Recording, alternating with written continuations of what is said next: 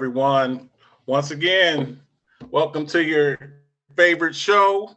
Welcome to the Alphabets Football Talk Show. I am your host, Marcus the Alphabets.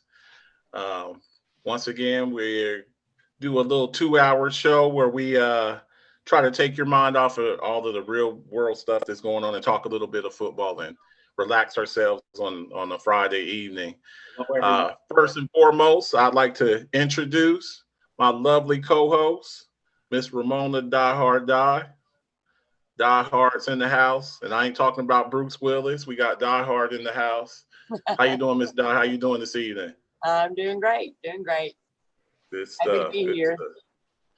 stuff. I'm actually on the road right now. I'm in my hometown. I'm like 6 hours from El Paso, so I'm broadcasting from my hotel room. So if there's any technical glitches, please bear with me.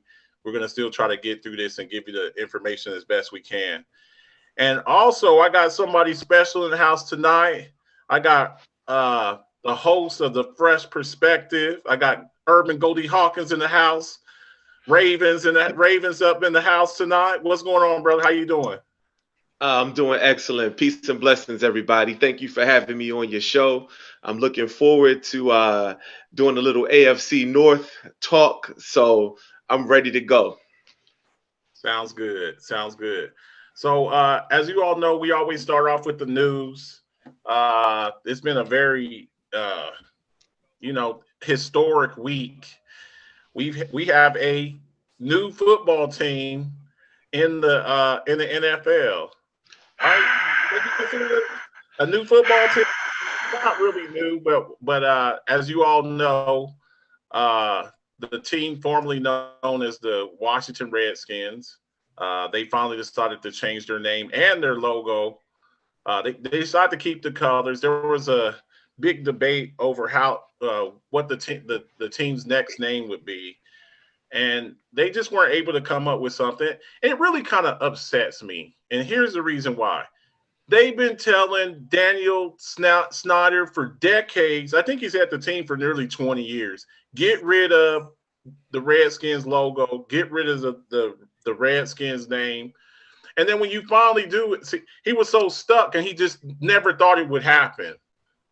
He said, "I will never change. I will never change the name of this team. Long as I own the team, I will never change until Nike and FedEx and everybody else said, if you don't change the logo, we ain't sponsoring you no more. We're gonna pull that $220 million away from you."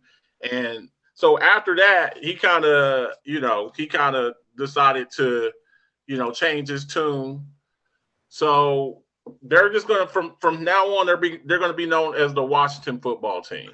I think that's kind of a Pandora's box, because I mean, you're basically like when you're watching Sports Center when it says WFT. I mean, you make one wrong move. That's funny. WFT. I mean, you change a couple of letters around, you got something definitely. It's not a good look, but it is changed. It normally takes 18 to 24 months to get all the marketing and the names, the copyrights, trademarks, all of that stuff. And I think they just ran out of time, because I really just think it hit them like a ton of bricks that you're going to have to change this. You're going to have to change with the time. And I think there's a lot of other teams that are going to have to get with the program too. You can see some of the college football teams maybe having to change their name. I saw a school today that had to change its name from Robert E. Lee to John Lewis. Shout out to John Lewis, rest in peace. Goldie, I'll start with you first. What do you think about that? Well, you made some very good points. But the interesting thing about the whole Washington franchise and that name, in the 90s, I would refer to them as the Washington franchise. I haven't used that R word in almost 20 years. And they would have had a name, but we got to bring up the fact that they have a fan that, quote unquote, like to trademark names as a hobby. And most of the names that were considered were already trademarked. So that's a whole bunch of hurdles that they're going to have to drop. But I'm happy that the energy of of everything that's going on would make a man like Daniel Snyder have to go ahead and change that name. Because like you said, when he got the team, he said that name was never going to change. And he was serious about that. But, it's a sign of the times. Yeah, it's a sign of the times. And money talks. And so when those big time sponsors begin to pull that money back and pull back that support, his tune changed. So I'm actually happy that we have an opportunity to see this change. I do kind of think it's a scumbag move for that fan to trademark all of those different names, because it was some name, the name could already be changed. But overall, I'm happy to see this happening. How you feeling, Miss Die Hard? What you think? Well, for a person who has 2 parts Indian in my bloodstream, Blackfoot Indian and Cherokee, I'm telling you, I was not offended. I think that's what's wrong with this country today, is everybody's offended by someone. Well, I'm offended when people say happy holidays. You know what? I've always said Merry Christmas, and I'm always going to do it. And I don't care what they say. Don't care. I don't care. But I don't care if they change it either. I just don't care. Mm-hmm. It's a football team, for God's sake. And here's the interesting part. Okay? The interesting part is, when this name was chosen in 1933, it was to honor the Native Americans in general and the coach and 4 players who were Native Americans on the team. Did anybody not know this? Did they not know this? Did you not know this? Is this something new to y'all? Well, I actually heard a different story. Here's the thing. That's the story. That's the true story. Okay, I heard a different story. What's not offensive to you is offensive to somebody else. That's what I said. But that's the problem. Everybody, I'm going to take a line from somebody you know how I feel, but TC Casey, get out your feelings right now. Everybody's offended. And they're offended to the point that they're going to sue people. Come on. It's a football team. Okay. They were named the Washington Redskins in honor of the Native American coach and 4 players who were on the team at the time of the naming. But here's the thing, Ramona. Here's what people don't understand. All right, I'm offended by your name, Marcus. Are you going to change it? If Native Americans don't call other Native Americans Redskins, so if I made a team called the Virginia Pale Skins, I get you. Okay? I get you. If I wouldn't be offended.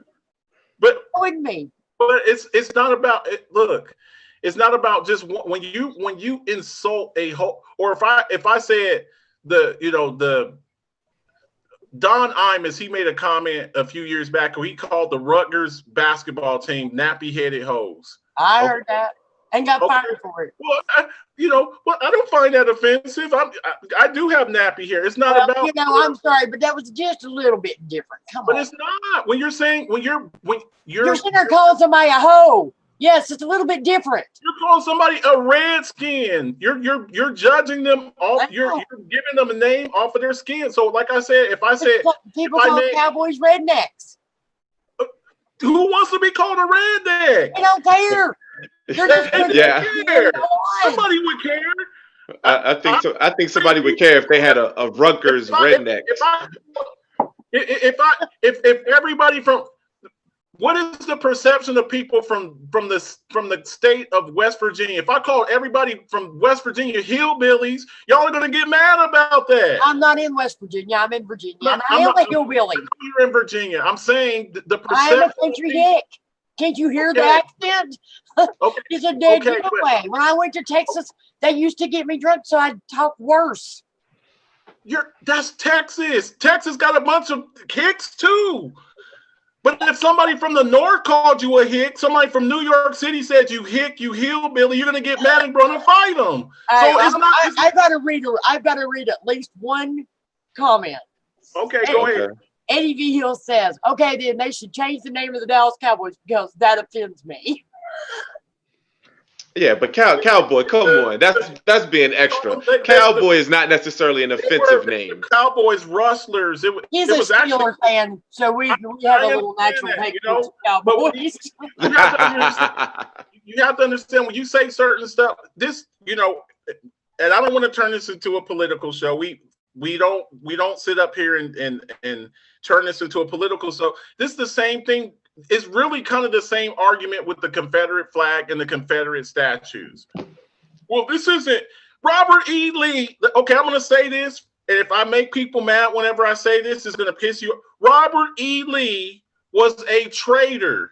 All of those Confederate generals that fought against the Union, that's treason. They were fighting. They were fighting against the United States of America, and you're making a statue of them. You're making a statue of them. Well, it's not hate. It's pride. No, it's not. If the Union had lost, look, I'm not going to give you a history class. I'm not going to give a history class. There's certain stuff that when you say certain stuff, it's offensive. And you don't get to dictate you're being sensitive. No, I'm not being insensitive. If I say something to you and I tell you that bothers me, here's my idea of it. If you don't like it, don't watch it. If you don't like it, don't listen to them. It's maybe I like football. Maybe I like football, but I'm a Native American and I don't want to sit up there and see you make a tomahawk. I just want to watch football. They just want a Super Bowl. You think they're going to change your name anytime soon? They might not have a choice. I bet their fans have something to say about that. Look, here's the thing about it. You might be a billionaire, but guess what? If you do something crazy, Donald Sterling from the NBA, he learned this real fast. You might be a billionaire, but when you piss off a whole bunch of other billionaires, you get elected president. No, you lose your team. You lose your team. That's what happened. He embarrassed them and he lost their team. But I don't want to spend the whole time on that. Speaking of embarrassing themselves, the New York Jets. Jamal Adams, he's in the news again. The man, you can spin it any way that you want. Jamal Adams, we've seen this. We have seen this where players are trying to force their way out. And Jamal Adams, I've seen this story before. This is the same story that I saw with Jalen Ramsey with the Jaguars. He is trying to get the hell out of New York. I feel good. I feel like I'm doing my job as a press member because he said that Adam Gase is a terrible coach and not a good leader. I think I say that every week. So I feel pretty good. He's saying he does not know how to relate to the players. He doesn't know he's not a good leader. He's saying the GM is bad. He's saying Woody Johnson's bad. Woody Johnson, the owner of the team, he's made some disparaging comments. I think it's just a matter of time before this guy gets out of here. And what do you think? Because he's tired of losing. He's just trying to get out of there. When you just start pissing everybody, you just look for a fight. It's like, quick story. It's like whenever I was trying to get a divorce. Okay, when I was trying to get a divorce from my wife, and shout out to we've been divorced for years. I would just start arguments. Damn it, you burned the bacon. I'm going out, man. I'm out of here. It's like I was just look for a reason to start a fight, and I think that's what Jamal Adams is doing. What do you think? What do you think, Goldie? Well, I think this all kind of started when his name came up in trade talks last year, and he was offended. Maybe he thought he was an untouchable player, but when you look at his current situation, he has 2 years left on his rookie deal. Okay, he really doesn't have much leverage, and the teams that he's asking to be traded to, Cowboys, Ravens, right? Like he's looking Kansas City.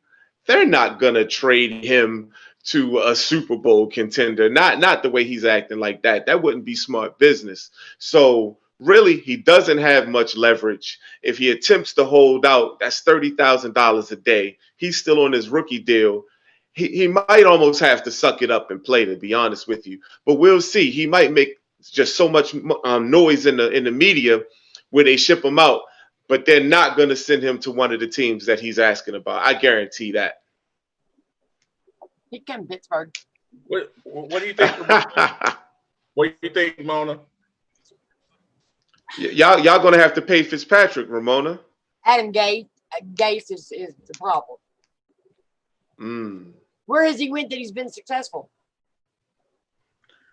See, that's the thing that makes me mad. When you have a terrible coach and you did a crappy job, and then you go somewhere else and you like Chip Kelly, the whole Chip Kelly thing. Like, how the hell did you go and you basically destroyed the Philadelphia Eagles, and then you get a job with the 49ers like the very next year? How does that work? That's why people get upset and they say that there's like a problem with they say that there's a problem, with the hiring practices, and that's why they have the Rooney Rule right there, because you get these retreads that just keep getting, they just keep getting jobs, and I don't like it. Mm-hmm. I don't like it at all. So hopefully these some of these guys are able to get. They need some fresh blood in there. But that's the news right there. Everybody knows. If you've seen the ad, we're covering the AFC North, and the first team we're going to start with tonight is the mighty, mighty, powerful Cleveland Browns. And they just got a new coach. His name is Kevin Stefanski. I was thinking that they were going to get somebody with a little bit more of a name. I've never heard of Kevin Stefanski, but obviously they're very impressed with the guy. I don't think he could be any worse than Freddie Kitchens was. I don't think Freddie Kitchens was a disaster. And he was a disaster. And, like all the coaches that are out there, you can't get, and then you see a guy like Eric Bieniemy with the Chiefs sitting over there without a job. And that's the stuff there that makes people mad. Like, how did this guy get a job? And with the offensive arsenal that the Browns have, I mean, look, on paper, the Browns have a very good team, okay? Especially offensively. And you would think that they would go and get a great offensive mind to have this team reach its potential. What do you know about Kevin Stefanski, Goldie? All right. Well, I had to do a little bit of research on Kevin Stefanski, you and me both. Well, he has an Ivy League education, so he's an intelligent man, and he was So did Jason Garrett, but go ahead. Well, he did some work with the Minnesota football franchise, with the Vikings. He was the quarterback coach. He was the running back coach. Actually, I found that Case Keenum had his best career stats under Kevin Stefanski. 22 touchdowns, 7 interceptions. And he was the quarterback coach last year with Kirk Cousins. So if you take what he was able to do with Cousins and give him somebody like Baker Mayfield, the sky could actually be the limit. Because when you think about Freddie Kitchens got the job because he had the relationship with Baker. And it seems like Baker wasn't looking for, I don't know, kind of like an authoritarian structure like what he had previously. He wanted somebody that would pretty much let him do what he wants to do. Obviously, that's not what Baker needs. Baker needs that structure. He needs a creative offensive mind so he can throw to all of those weapons that he has. So now, as you know, I am a Ravens fan, so I hope Kevin Stefanski is not successful. But if you take that, that Ivy League education and he's coached tight ends, he's coached running backs, and he's coached the quarterback. So he should be able to work his way around the offense. Now, I don't know how well he is with the defense because he's definitely on the offensive side of the ball. But here's the hope, and he flames out. This is the 18th coach for the Cleveland Browns. 18 in a division that values longevity. You think about the Steelers. Over the past 20 years, how many coaches have the Steelers had? Over the past 20 years, the Ravens only had 2. 18 in Cleveland. Yep. So that's all I have to say about that one. What do you think? What do you think about Stefanski? Stefanski, diehard. Well, I think Kevin Stefanski is a step up from Freddie Kitchens, absolutely. I think that you can look at the work he did do with the Minnesota Vikings, and like Irving, I did a little bit of research as well. That was my starting point. Was he's the 18th head coach for the Cleveland Browns? Come on, I have a lot of my cousins who are Cleveland Browns fans. I was born just outside of Cleveland. Thank goodness I am not a Browns fan, but it could have happened. Thank God it didn't.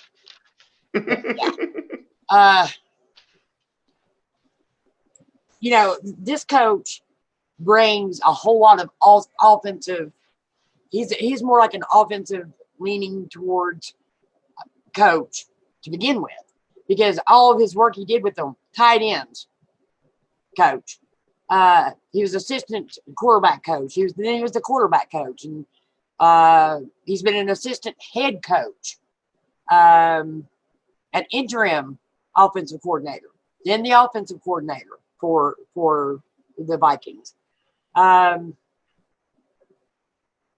I think that he has to be really excited seeing the offensive firepower that they have. I think, and I still to this day think, that this is Baker Mayfield's do or die season. I think he's in the hot seat because I think that with what they had offensively last year, he should have been able to, got the at least to the playoffs. Okay. Oh man, they were the crown jewel last year, Ramon. I think you're 100% right. They was getting commercials. I mean, he pretty much had that discount double check, man. You saw Baker everywhere. Yes. So exactly. And the thing is on paper, we know how good they looked last year. But being a Steeler fan and knowing the history of the Cleveland Browns, as Irving, you're right there. You're a Ravens fan. You know the history of the Browns. We know how many times that they looked like they were going to be stellar on paper, and it never flourished on the field. Right. Absolutely. So I think this coach helps. Absolutely. I think he absolutely. I think they're an easy 8-8. 9-17 this year. Okay. Well, speaking of Baker Mayfield, that's our next topic.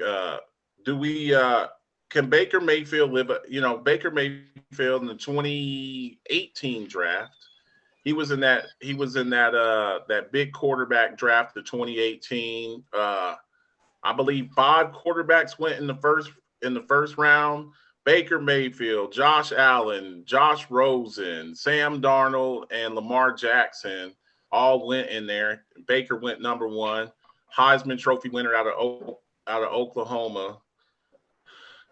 Look, I think the guy's talented. Okay, but I'm gonna say this, and if we have any, we tried to get some Cleveland Brown people up in here to kind of explain this. I just think it's a snake-bitten franchise. I think Cleveland's a snake-bitten. They are. I mean, how many first round pick quarterbacks have you had? You came back into the league in 1999. In 1999, you drafted Tim Couch, Brady Quinn, Brandon Weeden, Johnny Manziel. I mean, you've had a bunch of quarterbacks, and quarterbacks go to Cleveland to die. Yes, you go to Cleveland to die. And I will say this. Out of that group of those 5 quarterbacks that I lifted, I thought Baker Mayfield was still the most talented out of all of them. I do. He's a better passer than Lamar Jackson. He's got mobility. He's deadly accurate. I think the thing that's just hurt him has been coaching and offensive line. And look, I'm going to say this again for all these people out there. Oh, well, look, look what Josh Allen's doing. Look what Lamar Jackson's doing. Okay, I got it. And I still think Baker Mayfield's a better quarterback than those guys. And here's the reason why. Number 1 overall picks, they go to the worst team possible. They go to the worst team possible. Who's the number Joe 1 Burrows. and we'll get to Joe Burrows. When you go to number 1, you're not even going to like a 5-11 team or a 6-10 team. I mean, out of all those guys, who went to the best situation when I talk about those 5 quarterbacks? Lamar Jackson. He was the last pick in the first round. So he goes to the best team. Your guy, Big Ben Roethlisberger, he was a first round pick. He wasn't, but Eli Manning and Phillip Rivers went before him, and They were the Golden Boys, absolutely. But that's what I'm saying. Big Ben, he gets to go to a loaded Steelers team that already had a defense that was a veteran team. Hey, kid, just come in here and don't mess this up, and that's nice. When you're the number 1 team, when you're the number 1 pick, you're going to. Weren't the Browns when he got picked like 0-16? They were 0-16, right? I think they were 0-16. Or 1-15, one of them. Does it matter? 1-15, 0-16. You're going to a terrible team, so you're starting from scratch. Even guys like Josh Allen and Josh Rosen and Sam Darnold, the Jets and the Jets and the Bills and the Jets, the Bills and the Cardinals when Josh Rosen was with the Cardinals, they're 4-12, 5-11. You're going to a 1-15 team. So yes, Baker Mayfield's a talented quarterback. They've surrounded him with weapons, but they keep giving him idiot coaches, and they get like a year or 2, and then they fire him. Freddie Kitchens was a coach for 1 year, and they fired him. So then you got to bring in a new offensive coordinator. You got to bring in a new coach. You got to learn a new system, and it stunts your growth. So I think Baker Mayfield can. I'm really interested to see what Stefanski can do with him, and I still got hope for Baker Mayfield. Go ahead, Goldie. Wow, man, I feel like we got a Baker Mayfield apologist on this show. All right, I'll say this. When Baker was coming out, he was the quarterback that I did not want the Browns to draft because I felt like he did have possibly the most talent at that time. I didn't realize that Lamar was going to become what he has become. But I was hoping that they took Sam Darnold or something like that because Baker has a it factor to him. But what's going to help Baker in this instant right here, like he's always pretty much relied on his own moxie, his own talent and everything. He's going to need coaching. How he handled the whole Hugh situation, it was terrible, and the franchise allowed him to do that. Now, I can't say that Hugh had won a whole lot because he didn't, but he was at least trying to give the young man structure like, hey, you wait right here, get the feel of the NFL, get the speed of the NFL, and then you can come out and be more successful. That's why he sat him behind Tyrod. Baker's going to pout, get upset.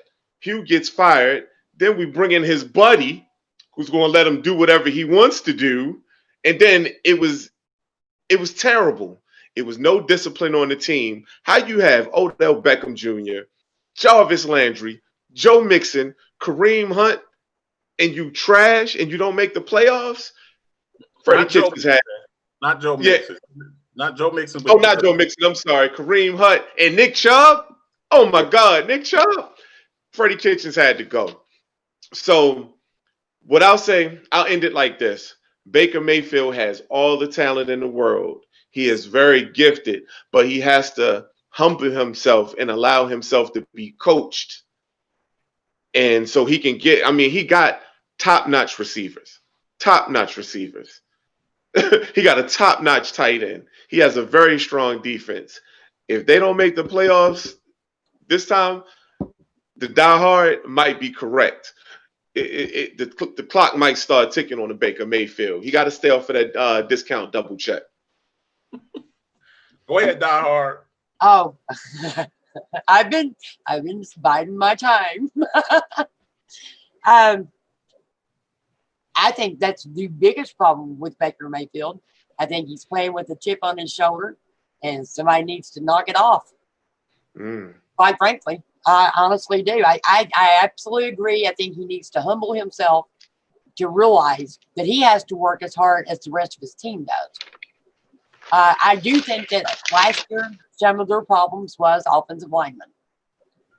I think the offense was not helping them at all. I think some poor decision making, and I've seen that with a couple other young quarterbacks.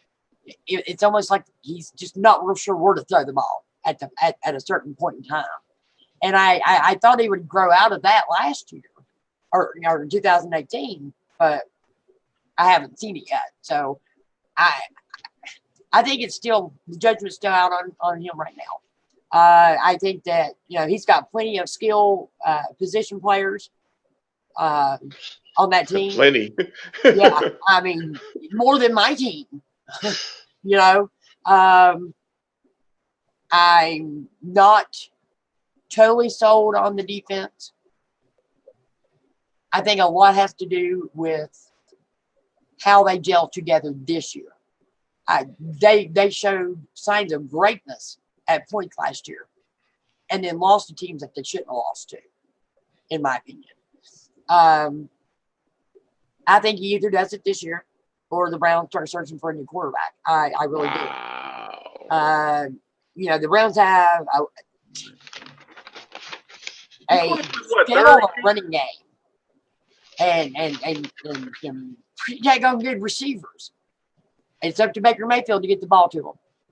Without a doubt. I'm going to read some of these. These comments before we move on to the next topic. Dalton Smith, welcome to the show. Kevin Stefanski was Vikings coaching staff since 2006. Eddie V. Hill, he's underachieved, especially with that rushing offense, which opens up the passing game. D. Stanfield, professional, welcome. Cleveland is better than Dallas for sure. At least Cleveland isn't in a major market with tons of talent losing because of their ownership. Okay. Yuri Barrows, Cleveland quarterbacks have been bust. I really don't get it. Ron Thomas, maybe the Browns need to move like the Ravens back in the day. Wow. I read that one years ago and I chuckled out loud. Dalton Smith, Andrew Luck was first pick in 2012 and took him to the playoffs the same year. Look, that happens. The same thing with Dan Marino. And then he got beat up and he retired before he was 30. Well, that happened with Big Ben Roethlisberger. He went to the AFC Championship game very first year. Got beat by none other than Bill Belichick. I like to call him Bill Belichick. I'm sorry. But then the second year, he goes to the Super Bowl. Granted, he was a great big factor getting to the Super Bowl. But once he got to the Super Bowl, he was a manager basically in that Super Bowl, and that was it. Yeah. Dalton Smith says Browns were 0-16 before they drafted Baker. Yuri Barrows, sorry to be off topic, but Adam Gase should just work as an OC. He's just not good. I agree. Dustin Davis, welcome. I think the problem with Cleveland is they have too many weapons, and Baker is worried about making everyone happy. He needs that Aaron Rodgers attitude. I'll throw to who's open. I don't think he's worried about that at all. I absolutely don't. Jared Muller, it was his quickness to leave the pocket and holding the ball too long. Dalton Smith, John Dorsey, former Browns GM, he's the one who hired Freddie Kitchens. And Kellen says the Browns have a trash culture. Can't everybody have a great culture like the Buffalo Bills, Kellen? But anyways, the next topic is speaking of his weapons, do the Browns have the best 1-2 punch in the league as far as running backs? And I was trying to think, you look at, a lot of teams don't even have one good running back. And you look at the Browns, Nick Chubb, I think he kind of rose up last year, kind of showed he's one of the better backs in the league. But let's not forget about Kareem Hunt. And I'm going to say this, and a lot of people have heard me say this, and I think, shout out to my partner off the Richter scale, William Richter. If Kareem Hunt stays with the Chiefs 2 years ago when they kicked him off, whenever he came up with those domestic charges, your Chiefs might be back-to-back Super Bowl champions. I really do believe that. That's how dynamic he made that offense. I say all the time, I don't even know if Nick Chubb is the best running back on that team. Kareem Hunt led the league in rushing his rookie season.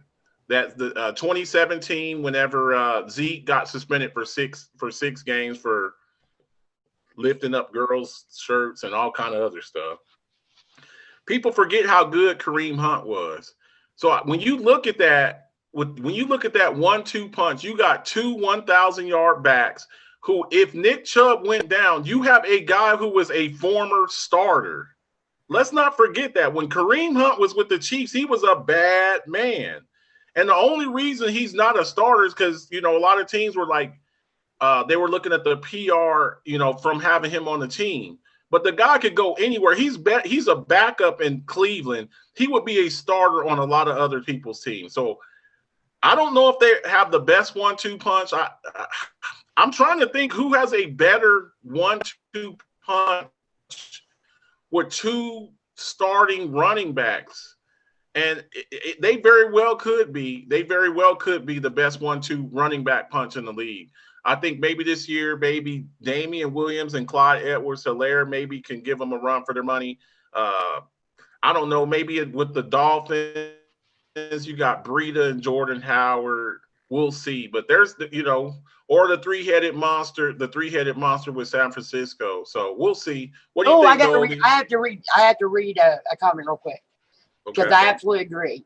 Eddie V. Hill says if you have that backfield, what is Baker's excuse for not leading the NFL in passing?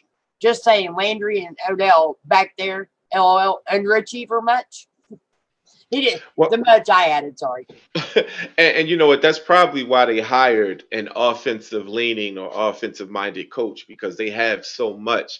And Betts, this is a very fair question. Very fair question. But I got to – hold on. I got to throw my Homer hat on real quick. Because in Baltimore last year, we broke the all-time rushing record for a team, okay? So – okay, whoa. You're not getting off that easy. Whoa. When your quarterback runs for 1,100 of it, that 1,200.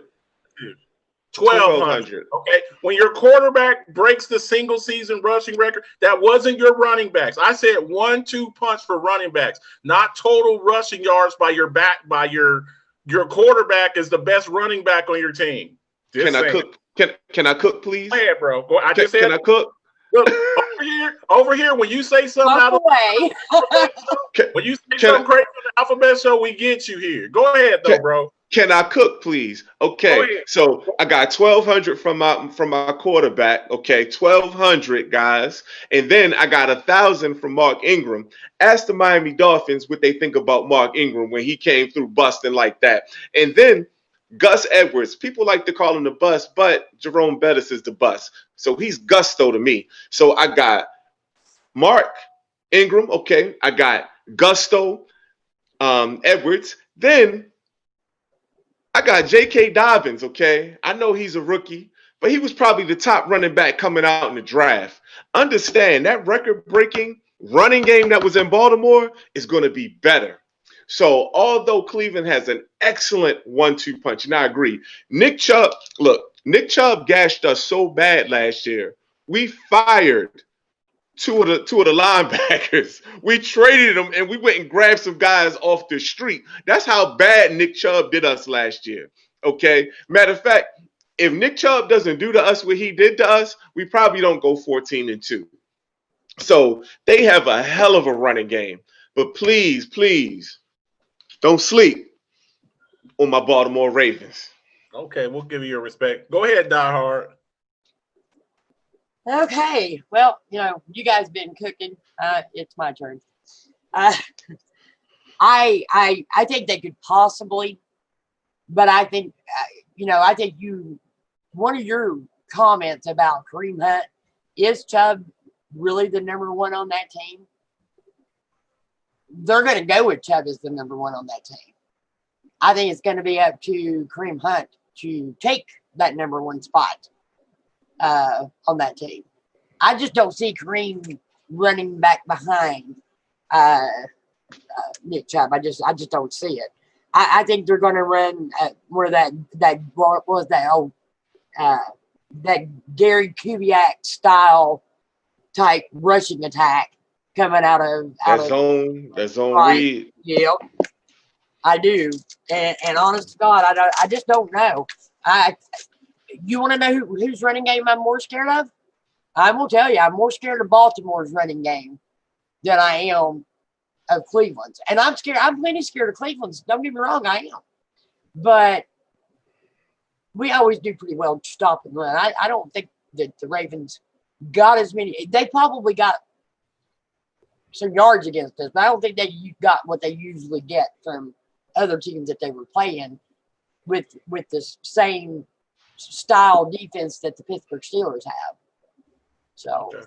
But yeah, I think they've improved, and I think that rookie that he's talking about, what was his name, Dobbs or J.K. Dobbins out of Ohio State. Dobbins, yeah, I think that. Yeah, we'll definitely get to them. We'll talk that. That's a little tease there.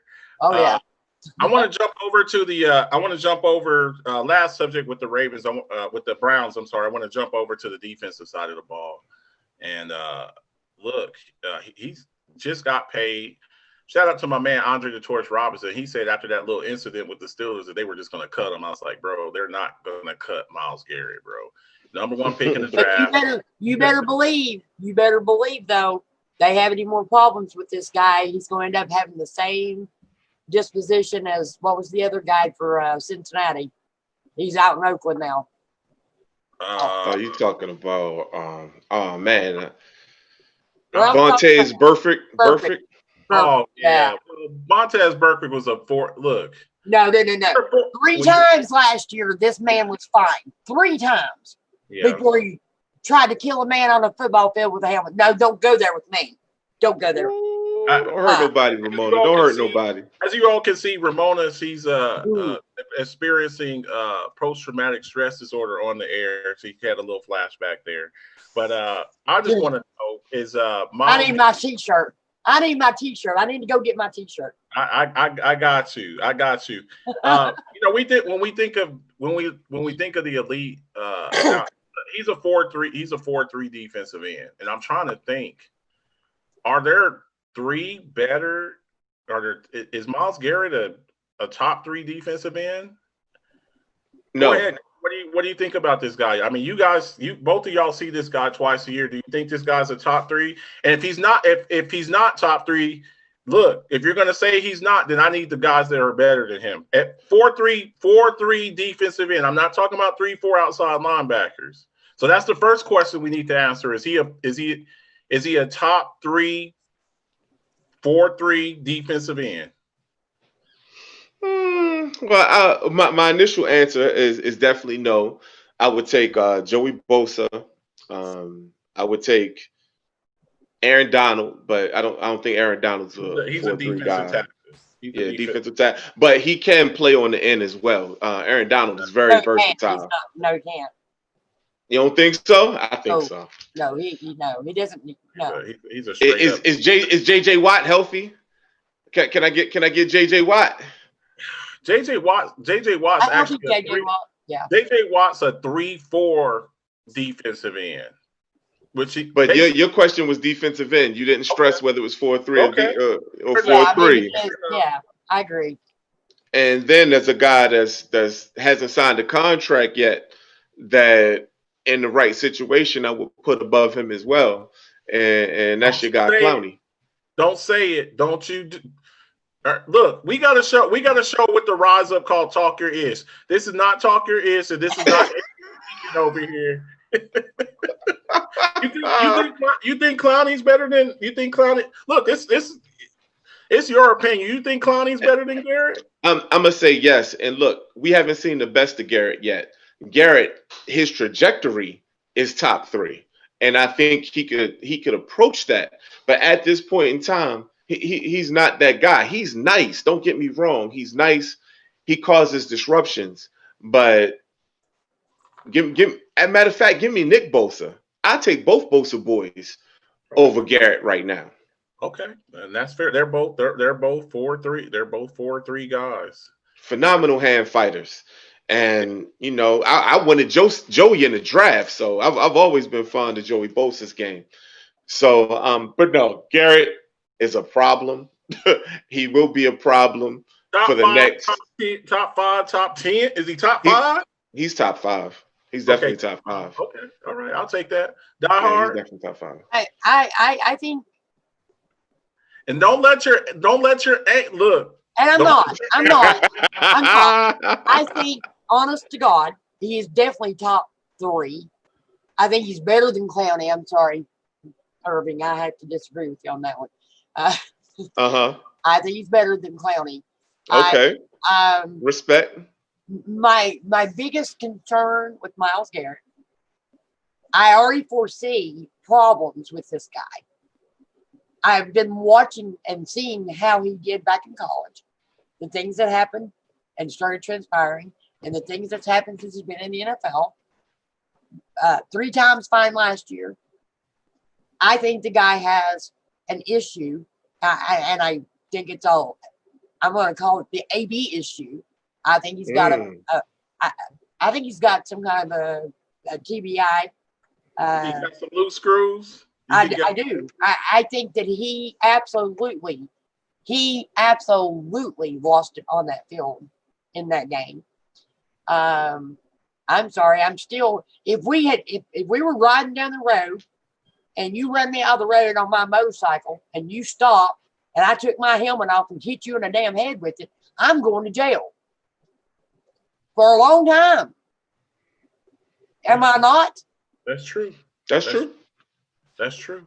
And the way they handled that, I'm sorry, I don't agree with it at all. And I think at that point, it should have been mandatory that this guy goes and not anger management. I think it's psychologically, and I think it's also a physical thing. But we're going to wait and see. We're going to see how it unfolds this season. Because the refs are going to be watching this guy.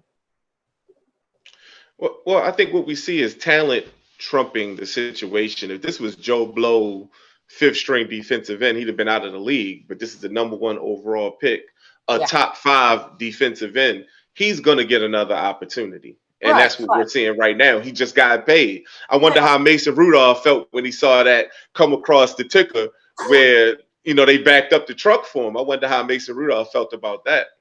What about, but I still see like the Devontae's perfect. I keep seeing him and how dirty he has been over the years. Fact. Just Devontae's perfect. I'm at this stage. I'm not ready to put him in there, but you're right, Ramona. Going forward, he's not going to get the benefit of the doubt. He's just not going to get the benefit of the doubt. So if something that comes up, there's definitely going to look at him. Ethan Tweedy, have you ever heard me say that I thought Rudolph was innocent either? Yeah. No, you've never heard me say that. Not one time have you seen me utter that.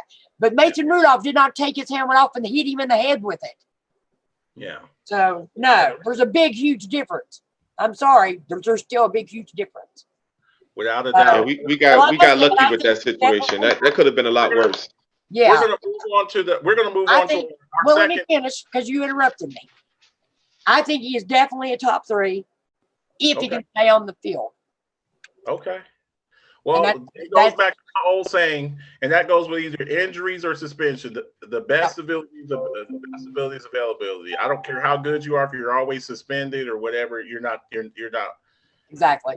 You're no good to me. So we're going to move on to the next team, the second team in the division. We're going to move on to the Cincinnati Bengals. They had the worst record in the league last year. I believe they were 3-13. 3-13. You don't think that was intentional? I wouldn't doubt that I wouldn't doubt if it was. I think we just got a tough division, and they was trash. Yeah, it's just you have 2 Super Bowl winning quarterbacks in your division. And speaking of the coaches in the division, we just talked a little bit ago about Kevin Stefanski. The Bengals, they went and got Zach Taylor um, last year. And the Bengals, they fought last year. Um, it's tough. Like you were saying, Goldie, I think the AFC North has always been a rough division. It's always been a rough division. Even back in the day when it used to be the AFC Central, That was some tough football, boy. Good Browns, God. Browns, Bengals, Steelers, it was a brutal division. I believe was it Tennessee? Tennessee and Jacksonville. Yes, Tennessee and Jacksonville. Too. I mean, it was a brutal division. You just, it just sometimes you playing a really rough division, and you playing a really rough division, and it's tough. It's really tough. So I don't know. Look, they have a lot of holes to fill. They started with the quarterback. They number one pick. They picked up Joe Burrow. They had the number one pick. They decided on Joe Burrow over Chase Young. There was a debate whether or not Tua, Chase Young, or Burrow. They settled for Joe Burrow. I think they're a few years off. I think they're a rebuilding project. I just think that the Steelers are a veteran, battle-tested team. All that was hurting the Steelers last year, in my opinion, was not having their captain, Ben Roethlisberger, over there. Great coaching. You got John Harbaugh, and we'll get to these other teams, but I just think that the Bengals are a little bit away. He seemed to instill – how fast can he develop a relationship with Joe Burrow? With all of this COVID stuff going on, it's really hard to develop that chemistry between the coach and the coordinator and all of that and get your system into play. You got a rookie quarterback, number one pick in the draft. So I think they're a little bit away. I don't see it right now, though. Go ahead, Goldie. Okay, I say this. I kind of agree with you. I know a lot of people like to give the NFC East the title as being the best division, but for the past decade, the AFC North has been the best division in football. A lot of times we'll put three teams in the playoffs, and we'll do that consistently. Cincinnati has for sure. At least two for sure. At least two for sure. So we are consistently a very, very tough division. And then when you look at, Mike Tomlin's had the job for over a decade. When we went out and hired John Harbaugh, our owner said, "Get me the next Mike Tomlin." So the stability that you're dealing with these two franchises, you got to have some type of stability to even compete. And now Cincinnati, they have some talent. I mean, AJ Green is fully healthy. T. Higgins, I think, is going to be a great addition. We're going to talk about Joe Mixon a little bit later. I think he was a great addition. So they have some ingredients, but it could take like 2 or 3 years, because if the light comes on for Cleveland, now you got three tough teams that you got to have 2 games against each season. It's going to be tough for Cincinnati to come out of the cellar on this one. Right. I agree. I think that, Joe Burrow is not stepping onto a team who made the playoffs last year or even sniffed it. It's a fact. I mean, it's a fact. And, I've seen quarterbacks, these great quarterbacks coming out of college go onto a team who's like Ben Roethlisberger stepped onto a veteran team who, were consistently making the playoffs. I mean, missing, getting to the playoffs 1 and done, 2 and done, whatever. But they were still a stellar team that he stepped onto. Burrows did not step onto that team. That team is not ready. I do think that you're going to see a healthy AJ Green. And we're going to be talking about another kid that they just drafted. And I'll leave that for the next conversation. Okay, so with the number one pick, they went and drafted.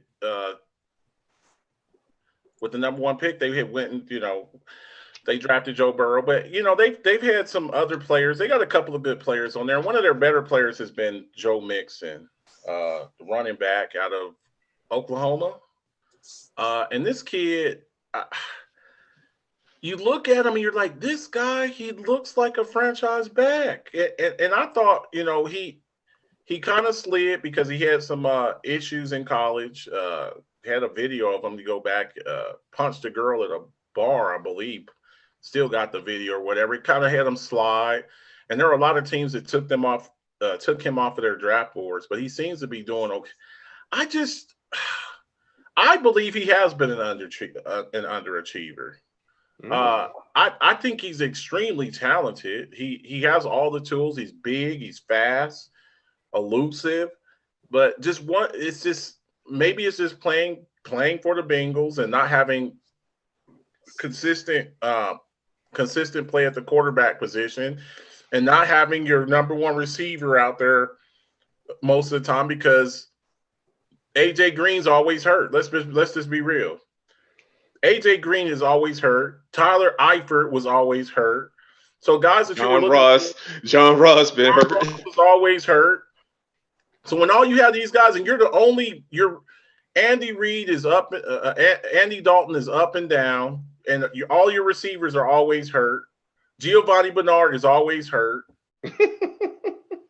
I mean, it's basically you out there by yourself. So considering, I think he has the talent. I'm hoping that a guy like Joe Burrow can pick this guy up, but he's got him and AJ Green are the old heads on the team on the offensive side of the ball. So I think he really has to step up. I think he has the potential to do it. And I think he can, without a doubt, be a top 7 back if everything comes together. That's what I believe. Go ahead, Goldie. All right, I'll say this. You made a lot of good points. It sounds like they need to fire that strength and conditioning coach. That's what it sounds like to me. But I'm going to have to disagree with you. I don't think he has underachieved because when you add everything that you just said, which is all facts, his first year, 626 yards. He was averaging 3.5 per carry. Second year, 1,168 yards, 4.9 per carry. Okay, third year, he broke the 1,000-yard mark again, 1,137 at 4.1. So for his career in the first 3 years, he's averaging 4.2 a carry. And you think about, I'll just throw some names out there for people that have averaged 4.2 in their whole career. Ray Rice, okay, 4.3. Todd Gurley, 4.3. Frank Gore, who could probably wear a gold jacket before it's all said and done, 4.3. Marshawn Lynch, beast mode, 4.2. So if you look at what he's been able to do with his cast of characters all being hurt, I think he's done exceptional. And he would have done a lot better if AJ was on the field, if John Ross was on the field. If T. Higgins can stay healthy. Joe Mixon is a problem. It has been a problem for the past 2 years. So I don't see him as underachieving. I just feel like the franchise, he's on a bad team. Best running back in the division? No. No. No. But I'm gonna Irving, I just need to know, where were you at earlier today? Because I think you've been reading my notes. But I also think, too, we probably are a little more in depth with the AFC North than Marcus Betts because we play these guys each other twice a year. Absolutely. So it makes it a little bit different. I think Mixon can absolutely do more than what he's doing and what he has done last season. But he's also going into his 4th season, his final contract year. I think he's waiting to see what he's going to get paid, or I think he's leaving. Ooh. I think he's that player. I think he is that player. Money, money, money. That's who I think Mixon is. And plus, I don't think he wants to be stuck with the Cincinnati Bengals. And being a Steelers fan, being a Ravens fan, Irving, we understand that. I understand it. When these guys want to leave some of those teams, I totally get it. When they want to lose my Pittsburgh Steelers like AB, I want him out the door. I wanted him out the door actually the year before, but I didn't get my choice on that. But see, I already knew that there were problems with AB.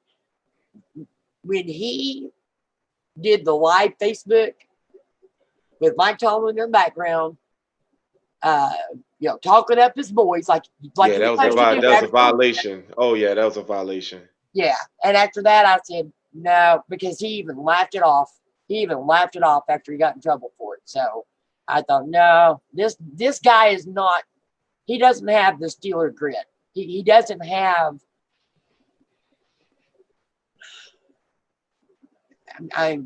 We will definitely get to the Steelers.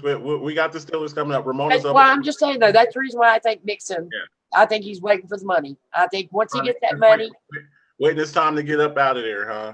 Yeah. But the last person I wanted to talk about on the Bengals is we were talking about a lot of the injuries in their wide receiver room. So they went out and got Clemson wide receiver T. Higgins. I thought he was going to be a first-round pick. I really did. He didn't perform that well. He's not really a burner. He's more of a possession receiver. But I'm wondering with what we've seen from him, and I mean he had a phenomenal career at Clemson. Big body, wide radius. Wide receiver, not really a burner, can't really run, but he will go up and grab the ball, snatch the ball out of the air. Can T. Higgins replace A.J. Green? And he's almost going to have to because I believe that this is A.J. Green's last year in Cincinnati if he doesn't get traded before the trade deadline. I would have he signed his franchise tag for around $15 million, I believe. A.J. Green did. He signed his 1 year franchise tag. I think that's pretty much the writing on the wall.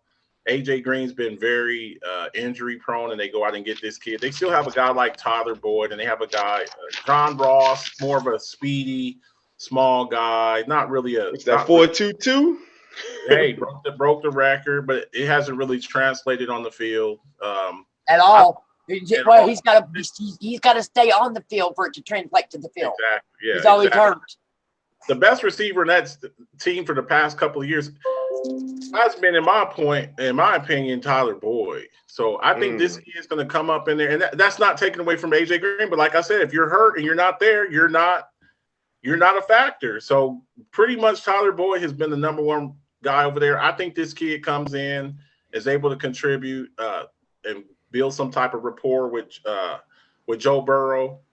And it's just hard, for a lot of these guys coming in, going back to the whole COVID thing and the quarantine thing, it's really hard for these receivers, especially receivers and quarterbacks, to get on the same sheet of music and develop that rapport with each other with everything that's been going on. So I don't see it this year. I don't really see it this year with everything that's going on. But I think, going forward, I think the kid's going to be okay. He's played in big games.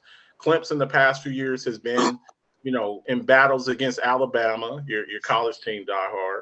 So the kid is used to playing in big games, and I think he's going to have a good career. I just don't think he's going to be able to showcase his talents this year with everything that's going on.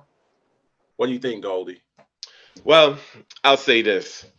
I hope you're right about A.J. Green leaving because A.J. Green has been a thorn in the Ravens' thigh since he's been. I mean, A.J. Green, think about it. He was drafted before Julio Jones, and Julio Jones is probably the best receiver, if not the best receiver, top two in the league right now. A.J. Green was drafted before him. So A.J. Green has all of the talent in the world, but he has to remain healthy. So do I feel like T. Higgins can replace A.J. Green? I'm going to say no. And that doesn't mean that I think low of T. Higgins because I wanted T. Higgins to slide so the Ravens can grab him in the second round. So I agree with you, but I'm going to tell you, I guarantee we're agreeing on total different premise. Oh, okay. Yeah. So I wanted T. Higgins. I think T. Higgins with Joe Burrow's accuracy. Oh my goodness. If Joe Burrow was throwing the kind of balls that he was throwing to LSU, T. Higgins is going to have a phenomenal career. But I don't know if he's going to be as special as AJ Green, a healthy AJ Green. But T. Higgins is going to have a great career. Go ahead, Ramona. What you thinking? I'm sorry. I thought the question is kind of bogus. Mm. And I'll tell you why I think it's bogus. They did not draft Higgins to replace AJ Green. Mm. They drafted Higgins to replace John Ross. Fact. Let me tell you why. Let me school you. Ross has not played a full game since 2018. Wow. Fact. Not a full game. Wow. Since 2018. Because he's always hurt. He probably hurt. Doesn't even run that 4.22 anymore. That's probably gone. Oh, speaking of running though, my son showed me a video today of T.O. and Ocho and who was the other guy? Cheetah Man. Cheetah Man, yeah, Tyreek Hill. Man, I'm gonna tell you something. I'll take Terrell Owens on my team right now. That boy is real fast, let me tell you. And he is built, my God, when he took that shirt off and turned his back to the oh my God, I was like, because at first I thought I saw a little flab there around where the love handles are. He turned around and I seen that back and I said, nope. That guy can still play football right now. That's my opinion on that now. So, yeah, Ross has not played a full game since 2018. Wow. So I think they got him to replace Ross. Wow, great take. Okay, sounds good. So we're gonna move on to our third team. And we move right over to your neck of the woods. Yeah, with them other dirty birds over there. They like being called the dirty birds. They've been called that a lot. So look, we all know how phenomenal a season that Lamar Jackson had last year. He had a record-breaking year, nearly 1,200 yards rushing. And I think he kind of proved a lot. There was a lot of people talking very bad about him, especially after the playoff performance he had 2 seasons ago. He had a terrible postseason. He had to kind of go back to the drawing board. Everybody's calling the guy a running back playing quarterback. And I think last year he had the most passing touchdowns in the league. I believe so. Absolutely. So you can't call him that anymore. He's throwing strikes down the field. And the question is, did Lamar Jackson change the narrative on his play? And I think he did. Now, I need to see it again. I definitely need to see it again. You can tell the guy has been in the, he's been in the lab. He's been in the lab, people start putting out a blueprint on you. And a lot of these guys, a lot of these defensive coordinators, they look at like, this guy, he's just a runner. Let him, we're going to block up all these lanes. He's going to have to beat us with his arm. We know what he can do on the ground. And he did exactly that. And then you still have to worry about him using his feet and getting out of trouble. So I think he has what I just need to see. The only thing I really need to see from him is see it on a more consistent, see it through several seasons. And the other thing that kind of scared me, he's built kind of fragile. Okay. And last season, he's built kind of fragile. He's kind of skinny. He's kind of skinny. Look, he ain't Cam Newton. Not that many people are, but he's not even. Who is Cam Newton? Cam Newton is a Greek god. Listen. Listen, you need to look at this guy without a shirt on, because he is built like just that big, thick, corded beef jerky. That's what he reminds me.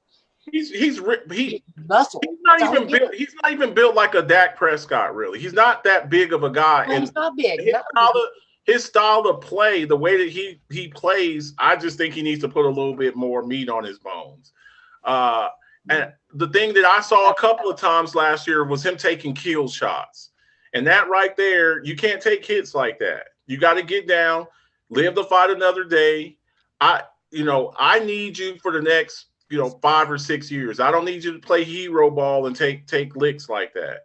You're a dynamic player. If you stay healthy, you just saw what Patrick Mahomes got. You're next up, buddy. You're up. You, Deshaun Watson, y'all two guys are up. So I think the guy's electric. I think he's absolutely electric. I haven't seen anything like him since Michael Vick. I think he's faster than Michael Vick. I don't think he has to. I don't think he has to. He's not Michael. He's bigger than Michael Vick. He's faster than Michael Vick. No, he's not. You don't think he's faster than Michael Vick? No, I think if you look at if he ain't, he's damn close. I think if you look at their 40, I think Michael Vick was just a little bit faster, but not much. I'd like to see. I want to keep seeing the improvement, the accuracy, the decision making, the anticipation. That's something else that I'd like to see from him when he's seeing the receiver make the break and the ball's already in the ball's already in the air. That's what I would like to see. So. This is your team. This is your guy. What do you think? We're gonna let him finish it up. Okay. I'm gonna give my opinion because mine is short. Mine is short and quick. Okay, go for it. Honest to God, yes, he definitely changed the narrative because I really, honestly, was one of the doubters at the beginning of the season last year, and I can tell you, I am no longer the doubter. I absolutely think he has definitely changed the narrative. I think he showed duality. I think the guy is amazing. I just think he's an amazing quarterback. The biggest problem I foresee for him is taking that kill shot. Because I'm telling you, defenses are going to start game planning against him. And when that happens, we saw it happen to Michael Vick. We saw it happen to some other fast quarterbacks out there. Adam Cunningham. Yep. And I'm just saying, I think that's what is it going to knock him out for a game? Is it going to knock him out, depending on how he gets hit? Because some of those that he's not sliding, that's what scares me. But I think I'm jealous. I'd love to have him replace Big Ben when Ben retires. Right. Look, this is what y'all wanted Cordell Stewart to be. No. Well, don't even. That's a whole nother conversation that you and I have to have. You and I have that conversation. Slash. Well, I'll say this without a shadow of a doubt, he definitely changed the narrative. And before I go into that, Alpha Dog, Alpha Bets, I gotta say this. When a lot of times when a quarterback gets hurt, it's the hit that you don't see. When Tom Brady was going back and Bernard Pollard hit his knee, he didn't see it. He couldn't brace for it. A lot of other quarterback, Alex Smith, when he got hit, he didn't see it. It's like when Lamar is out there running, Lamar is seeing this stuff going and he's bracing for it. It's almost like he becomes like a football player, like no title, no quarterback, no running back, no wide receiver. When he's out there running, he's a football player. So I actually, and look, wishing on a star, I really don't foresee him taking that kill shot, that hit. Like if you look at that hit he took when he broke the record, he got smacked, but he got right back up. So this young man is a football player. Also, a lot of the doubters, they didn't take in consideration the man's work ethic. And that's something that you can't see because we think that all of these guys work hard, and they do. But some of these guys work extra hard. Some of these guys have a Kobe work ethic, a Michael work ethic. When I look at Lamar and what he puts into it to be great, that was underestimated. And, people saw like, okay, he's not super accurate, but he hears that stuff and he goes out and he works on his footwork. I remember when he was in Louisville, he had that, short stance and he would stand up and it was all arm strength. And then this year, when he had the MVP season, you saw a nice base, you saw a quick release. He has to add the out to his game. If he adds an out to his game, oh man, league is in trouble. He's already good with the middle of the field, but if he gets that comeback or that out or that back shoulder, oh man, he get a back shoulder and an out, the league is in trouble. That's like that Jordan fadeaway. What's he got that? Oh Jordan yeah, it was a rat, without a doubt, man. I love watching him play. I think he's one of the most electric players in the league, and I like what they're putting around him. Speaking of that, one of his weapons, his wide receiver. I don't really know if he's his number one wide receiver. Hollywood Brown. Can Hollywood Brown be Ravens' go-to guy? And I'm going to answer this first. I don't think he's a number one receiver. I just don't. I tell people all the time, a number one receiver is not always a wide receiver. It's your number one receiving option. I think the number one receiving option with the Ravens is Mark Edwards. I think he's the best receiver on your team. He's explosive. He's not Kelsey. He's not Kittle. But after those two guys, maybe Ertz from the Eagles. After him, after those three or four guys, I think Mark Edwards is next guy. When I see Hollywood Brown, I think of like maybe Ted Ginn Jr. That's who I think of. I think a guy like that. That's what I think. I thought he was overdrafted. I don't have a lot of faith in Oklahoma receivers, minus my boy CD Lamb. I just don't. But in that sense, so the caveat is your boy. I got you.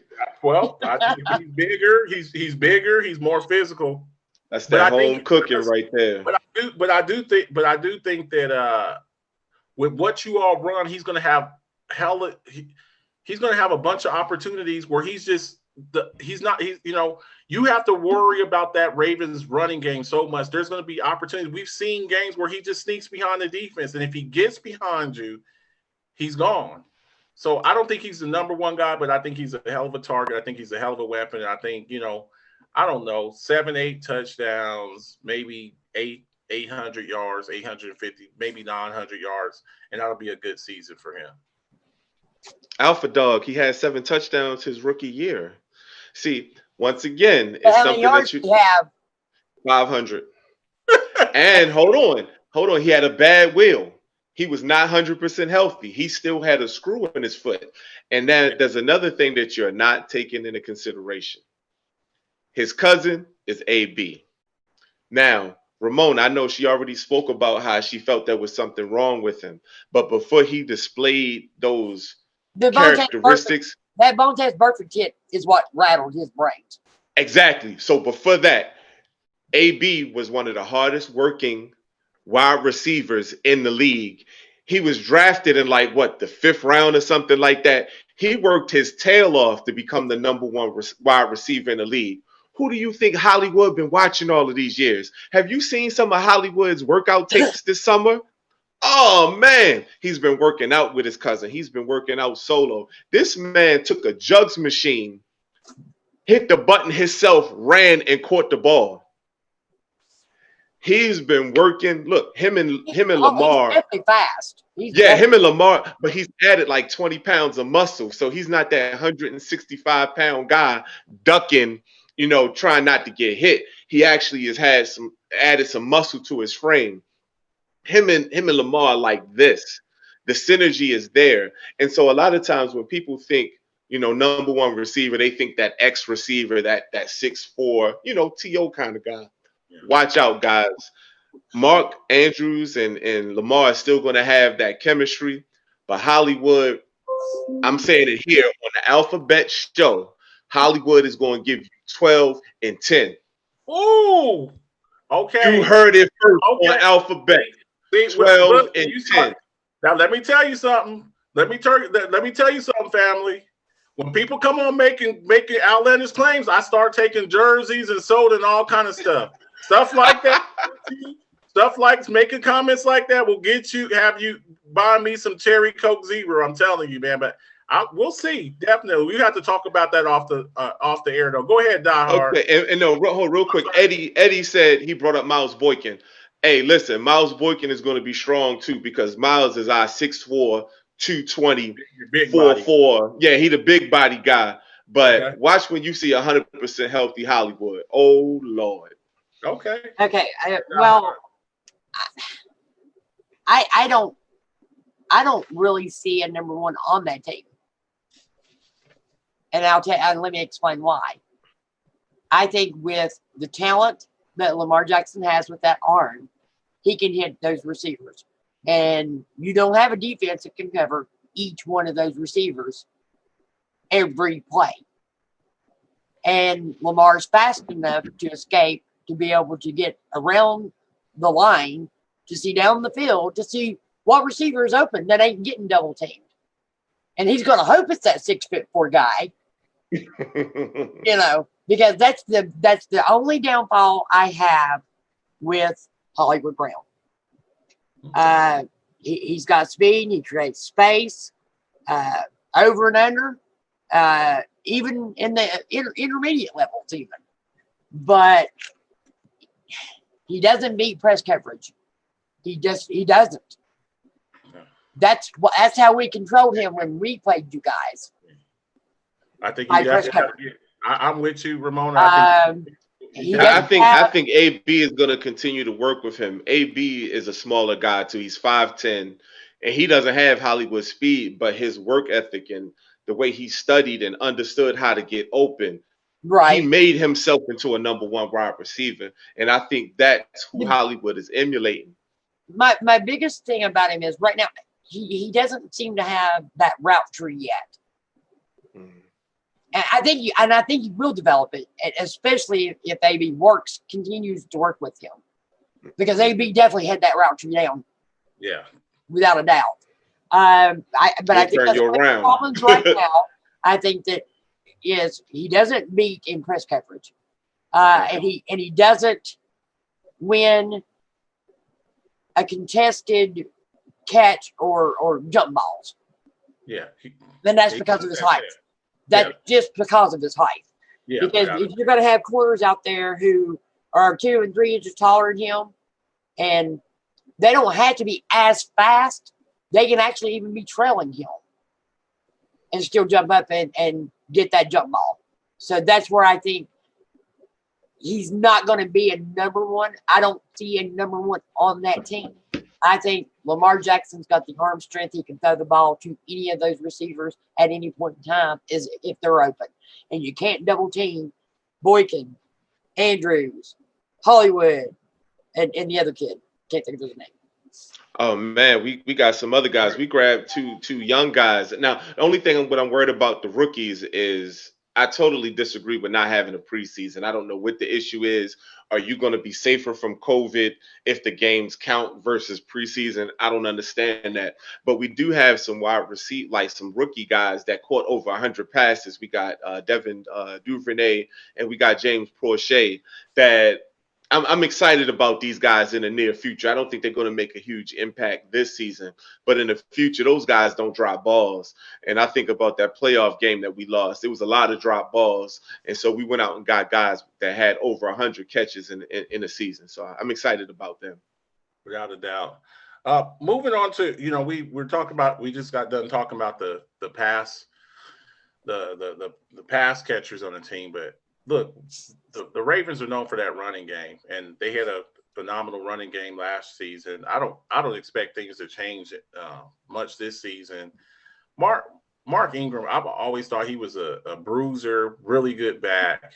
Earlier we're talking about Gus Edwards, and then the drafting of J.K. Dobbins. Look, Ohio State we got to give Ohio State. Ohio State is a running back factory. They put out and to have these guys up there with just you constant, and then you have the quarterback who's running for 1,100 plus yards. I think that the Ravens will the Ravens have the best running game in the league? I think they will. I think that was proven last year. They've only gotten better.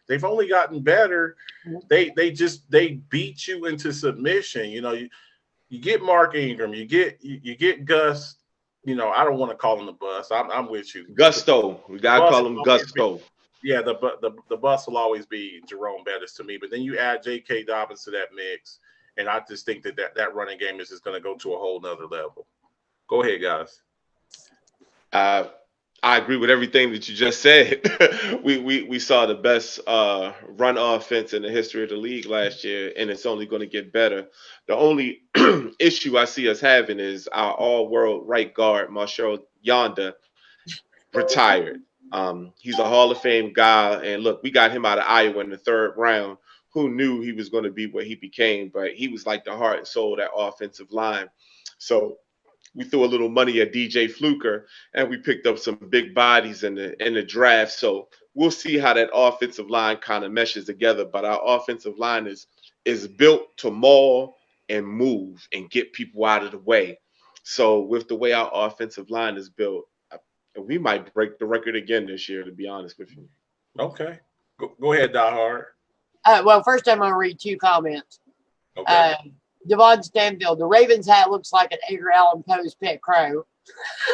I had to read that for you. And I wrote the next one for you, too. I think Irving is upset because in the back of his mind, he knows that Ramona's Steelers, when healthy, are still better than his Ravens, purely because of quarterback play. Oh man, I totally. But hey, before you get a chance to cook, Miss Di, shout out to the professional, but he's entirely wrong. Listen, Ben Roethlisberger, and we're going to go into that a little bit later. I'm gonna just put it out there. Ben is a first ballot Hall of Famer, but Ben is in the twilight of his career right now. So the Ben that was giving us problems back in the day, he's not the same guy. And look, over the past decade, if you look at our rivalry right now, it's 28-24. Yep.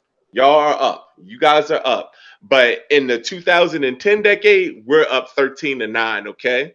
So the top 24, just so you know. Yeah, so the tide has changed a little bit. And once Ben leaves, oh boy, y'all better hope Mason Rudolph becomes, you drafted his number 1 wide receiver from college. So hopefully him and James Washington can get some of that chemistry again. I will get into that when we get to Pittsburgh. Okay. But guys, we got I'm sorry. Go ahead, Doc. The Ravens have the best running game. They should. They absolutely should. I think that they repeat what they did last year. So as far as that goes. No doubt. Moving on, last subject. We're getting a little bit behind here. Thanks, everybody, for tuning in. Please like and share the show. You're watching the Alphabets Football Talk Show with myself and my lovely co-host, Die Hard Die. We got Goldie Hawkins at the house from the Fresh Perspective. Make sure y'all tune into that on Saturdays. Last topic for the Ravens. How good can the Ravens defense be? I thought they had a good defense last year. I think the addition of Calais Campbell definitely helps. I think they may have one of the best secondaries in the league. It's just the Ravens are known for defense. As a matter of fact, the 2 top teams, Steelers and Ravens, y'all are known for that. And I think they'll be a little bit better. I like the addition of Marcus Peters and Earl Thomas. Thoughts? I'll be quick about this one. If we stay healthy, it could be really special for us this year. Like you brought up our secondary. We needed to beef up the secondary because we was dealing with, the killer bees. We was dealing with Juju Smith-Schuster and AB. We got to deal with Landry and Odell Beckham. So we had to beef up the secondary, which we did. We got Marcus Peters. We got Marlon Humphrey. We got Chuck Clark, who's very underrated. We got Earl Thomas. And then our nickelback was actually hurt last year, didn't play at all. He's going to be back healthy. So the secondary is going to be phenomenal. Calais Campbell, old man winner. If he can be healthy and be successful, it's going to be nice. And then we got the 2 young boys. We got Patrick Queen out of LSU, and we got Malik Harris out of Ohio State. So our defense is trump tight, but we're going to need it because we're dealing with such powerful offenses in the AFC North. But it could be special. Go ahead, Die Hard. I believe they can be easily in the top 5. Just behind my Steelers. I can't wait. Behind my Steelers. I think that by the end of the season, we were top 3 last year in defense. So we were one or 2 places ahead of y'all last year.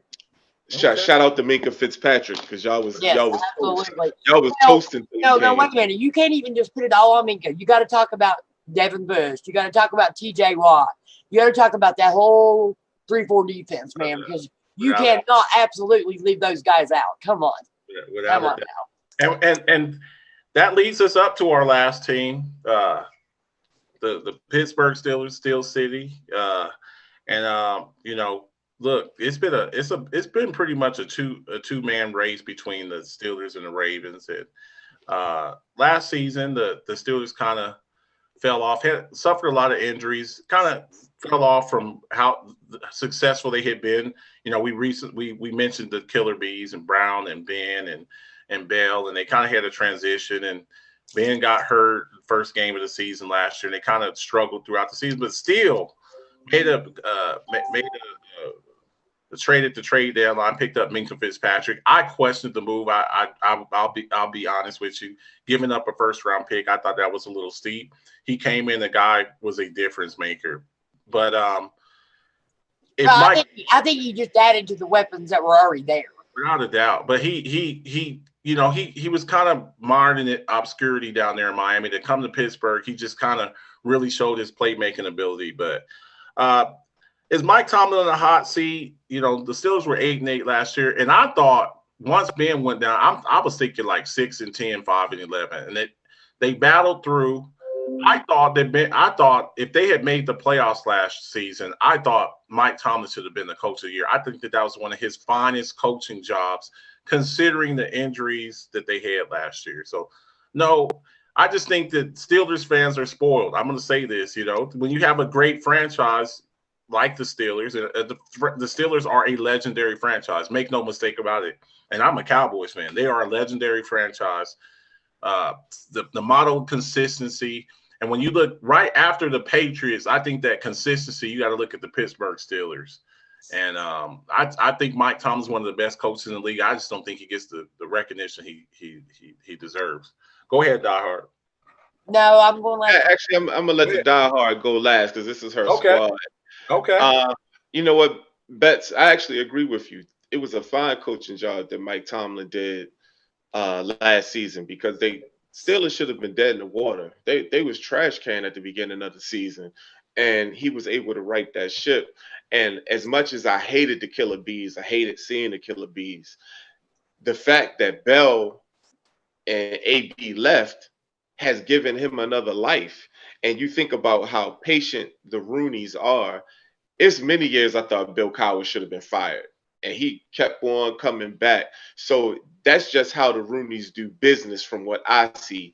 They're patient. They take their time. They probably over there laughing at Cleveland being on their 18th coach. And in my lifetime, all I remember is Chuck Noll, Bill Cowher, and Mike Tomlin.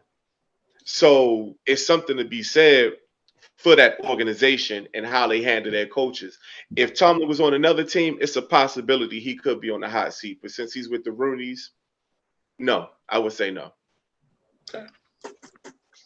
Well, I won't bore nobody with stats, but I think that's the most ridiculous. And I told him as soon as he sent this slide to me, I told him, I said, Marcus, that is the most ridiculous slide you could send to me after the season we had last year.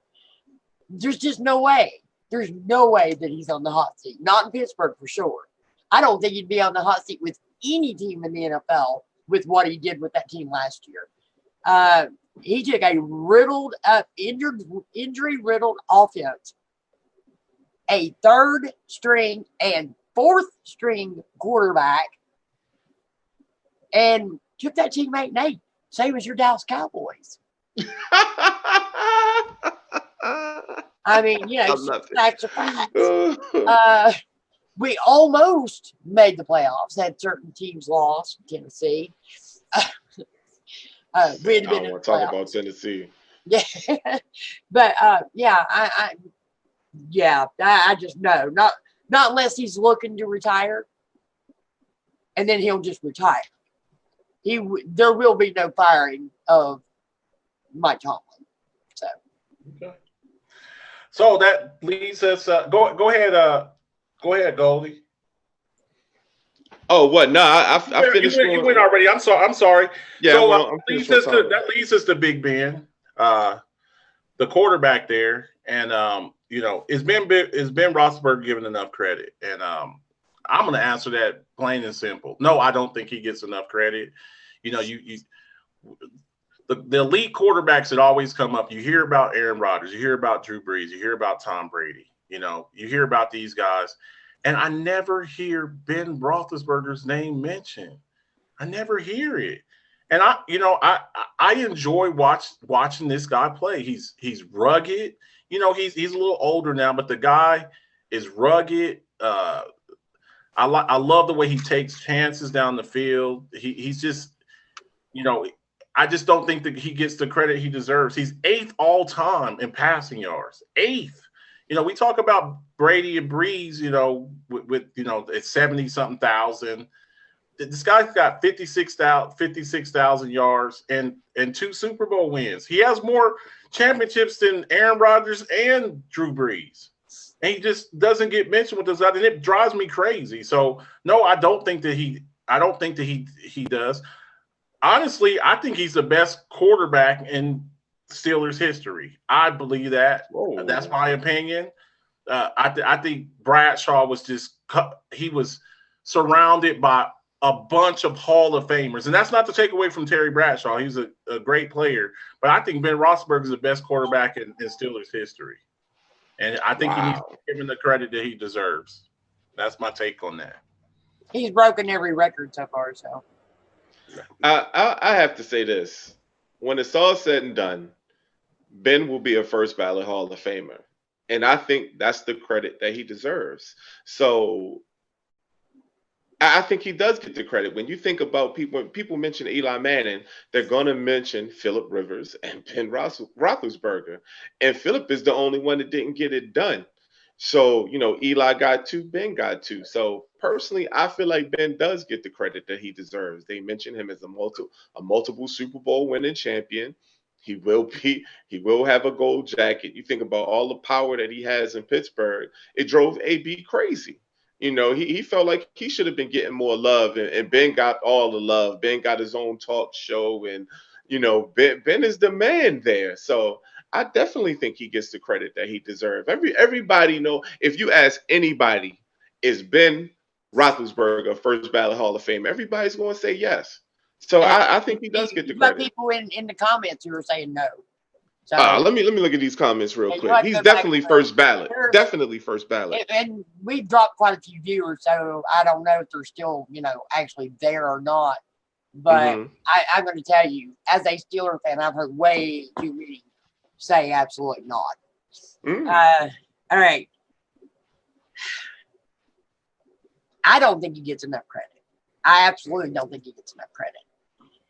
You know, everybody talks about the receiving core that he's had. Well, have you noticed that when these receivers who didn't get the money they wanted and left the team never were as successful after they left Big Ben? You know, people say, oh, the receiver makes the quarterback, the quarterback makes the receiver. It works in retrospect. Receivers can make a quarterback. Look at Donovan McNabb. You think his receivers who didn't get credit for it, catching those shoestring catches that McNabb used to throw? I don't know, man. He had James Trash. Okay. No. He has some you give him a Hall of Fame wide receiver. He made it to the Super Bowl. James Trash. Who was the other guy he had? I'm sorry. Go ahead. You gave him a Hall of Fame wide receiver who made him look good. Super Bowl. Made him look good. Anyway, all right. Ben, you know, he's got 2 Super Bowl wins. He's led the Steelers to a 97-43 record. I don't think that's too shabby. You know, Pro Football rates him at about just below 70%.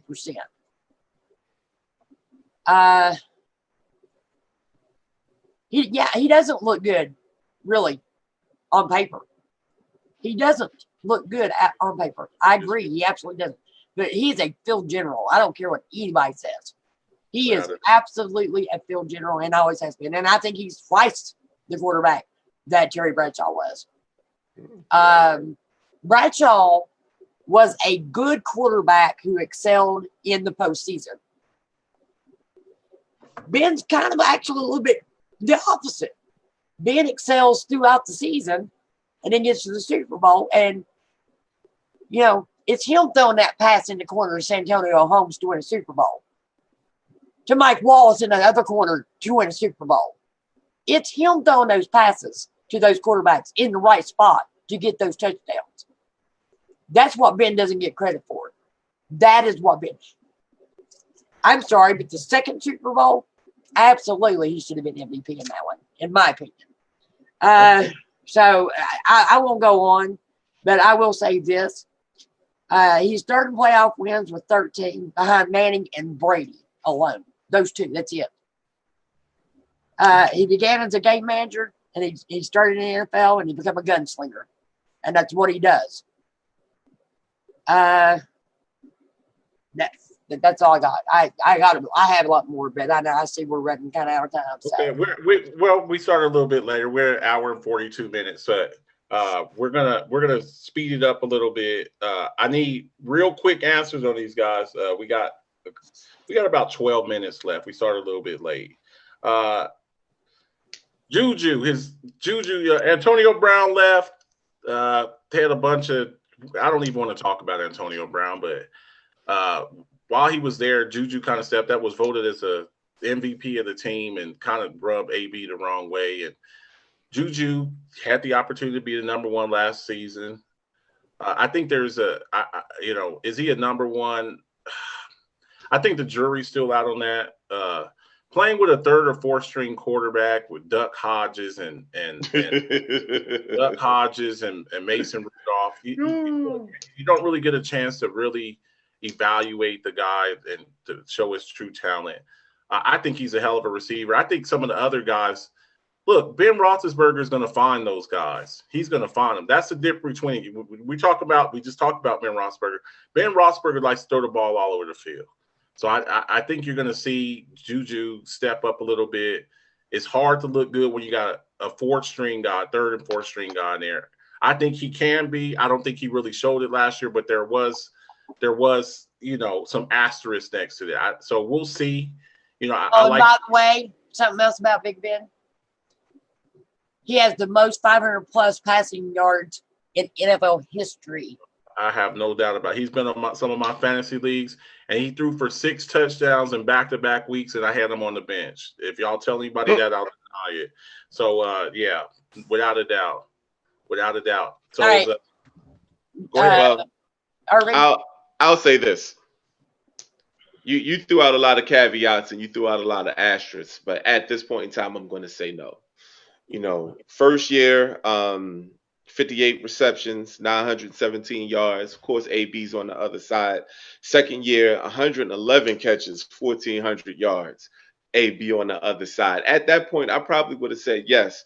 But then, of course, with the Mason Rudolphs and the Duck Hodges throwing him the ball, 552 yards and 42 receptions. So the jury's still out. I'm going to say no. But if he gets back with Big Ben and he does like 900, then I'm going to say that he's a legit number one. But if he puts together another 500 being a man, then nah, he's a number two. Okay. Go ahead. I say no last year. No, last year he wasn't. I mean, he was projected to be the number one, but that was also with a veteran Hall of Fame quarterback. Not a quarterback. But we also shout out to Duck Hodges. We also have to understand, you lose your quarterback. What was it? Week 1, week 2. Well, he played week 2, and left the game. The quarterback debacle was just that. But I think a lot of that is Pittsburgh's fault. I think that a lot of that was the offensive coordinator's fault. And I'm going to tell you why. I think they were trying to hold him back. They told him to go out, don't lose the games. And they held him back because I know what kind of arm Mason Rudolph's got. Mason Rudolph's got a bullet for an arm. He's a gunslinger. He really is.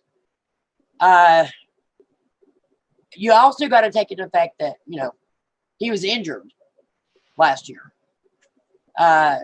He missed, 4 games? I'm thinking there was 4 games he missed. And then, of course, got knocked out against the Cleveland Browns with a cheap shot on the sideline. They took both of our receivers out after we lost our running back. And then, of course, they tried to kill our quarterback at the end with the helmet. So, But yeah. Anyway, I think that if Ben is healthy with the receiving core that we have, with Nelson and Washington and those guys out there with Juju, how are they going to double team Juju all the time? Yeah. Go ahead. And Go ahead and double team Juju. And I think Chase Claypool will have a lot to say about that. I think Chase Claypool will too. Absolutely. So. We got about 7 minutes left. Last topic, again, guys. I need y'all to be real quick with this. Has T.J. Watt passed his brother up yet, or is he there yet? No. When you look at J.J. Watt, man, J.J. Watt has had two seasons with 20 sacks. So you got multiple years with 20 sacks. Another year with 16. TJ had 14 last year. Does he have the potential? Possibly. But JJ is all world. At one point in time, JJ was regarded as the best player in the NFL. So is TJ good? Yes. Is he JJ? No. Okay. Die hard. Absolutely. I think he has. And I'll tell you why. TJ's 25 as opposed to JJ. I think he's what? 29, 28, 29? He should be. He's been in the league. TJ has more interceptions last year than TJ has in 9 seasons. Now, you may want to talk about how many more sacks he's got, but they play a little bit differently off the line as well. So, I'm sorry, but I think he has passed him. Okay. I think JJ's a Hall of Famer. Right now, if he retired today, he'd be in the Hall of Fame. I think TJ is certainly on that path, but I don't think he's there yet. That's just my opinion, but I think he's definitely got all the tools to be there. He comes from very good stuff. So, as you all know, we started a new thing a few weeks back called There's Levels to This. Yep. And quick answers, guys. Quick answers. Okay, we're doing speed round here. Number 1 pick, Peyton Manning. You got the number 1 pick in the draft. Starting your franchise. Peyton Manning, Dan Marino, Joe Montana, Drew Brees, and Tom Brady. Who you taking? I'm going Broadway Joe. He's not on the list. You got to take Joe Montana right there. No, I'm talking about my quarterback that I'm taking in the first. That's Joe Cool. Don't get Broadway Joe mixed up with Joe. Oh, my bad. Yeah, that's Joe Cool. I'm sorry. You just got 7. I'm not taking either one of them. You just got seven football demerits for that. 7. I'm sorry. I'm going Joe Montana. I don't see Elway on there nowhere, so I ain't taking either one of them. Who are you taking? I'm taking John Elway, and he ain't on that list. Yeah, oh wow! I take John Elway too, but I'm gonna tell y'all who I'm gonna take. I'm taking Dan Marino. Okay, I'm taking Dan Marino, and let's see here. You're down by 6. 5 seconds left. Who is your kick returner? Dante Hall, Deion Sanders, Tyreek Hill, Devin Hester. Ready, set, go. I'm taking Devin Hester. I'm taking Devin Hester too. Die hard. Hold on a minute. Let the fans see the slide. I traded it before you even announced it, but for some reason it didn't show up. Hands down. Actually, I'm going to tell you, I'm going to take Devin Hester only because Brian Mitchell's not on that list and Joshua Cribbs ain't on that list. Yeah, I don't think I forgot about Joshua Cribbs, man. He was a absolute beast, man. He was a beast. Okay. All right, and here we go. And you got 20 seconds to give me your answer, okay? Who's the greatest team of all time? 85 Bears, 72 Dolphins, 91 Redskins, 78 Steelers, 84 49ers, 62 Packers, 92 Cowboys, 07 Pats, 04 Patriots, 89 49ers. Ready, set, go. Like I said earlier, guys doing pregame, I think I'm going to throw up in my mouth for saying this, but the 78 Steelers, 9 Hall of Famers on that team. Okay. I'm taking the 76 Steelers, who still had 9 Hall of Famers on that team, and they didn't even win a Super Bowl. But that year, they were even better than they were in 78.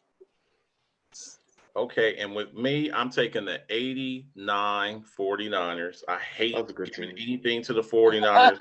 Joe Montana and Jerry Rice in all their glory right there. That was, and last but not least, top 5 NFL offensive arsenals: Kansas City Chiefs, Cleveland Browns, Dallas Cowboys. Going into this season, Tampa Bay Bucks, Carolina.